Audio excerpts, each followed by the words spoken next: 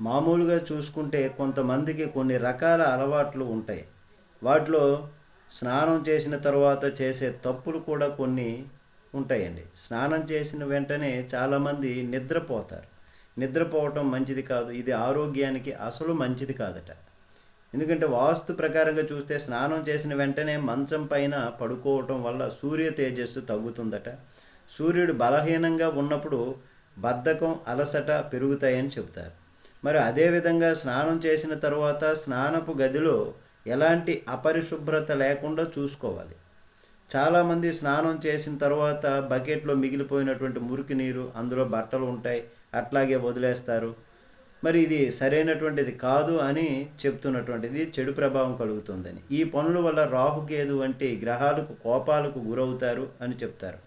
మరి అలాగే స్నానం చేసిన తర్వాత జుట్టు ఊడిపోతూ ఉంటుంది లేడీస్కి, ఇట్లాంటి వాళ్ళకి ఆ బాత్రూంలో పడిపోతూ ఉంటుంది. కొందరు ఆ జుట్టును అలాగే బాత్రూంలో వదిలేస్తూ ఉంటారు. కానీ ఇది కూడా చెడు ప్రభావం చూపిస్తుంది.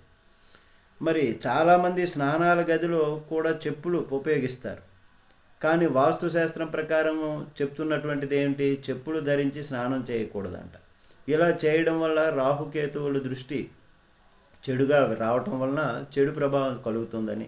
అదేవిధంగా మహిళలు కూడా స్నానం చేసిన వెంటనే నుదుటిపై సింధూరం పెట్టుకోకూడదంటండి. అదేంటి సింధూరం పెట్టుకోకూడదు అంటారేంటి, అదేంటి అని అనుకోవచ్చు. అలా చేయడం వల్ల భర్త ఆయుష్ తగ్గుతుందంట. ఎందుకు?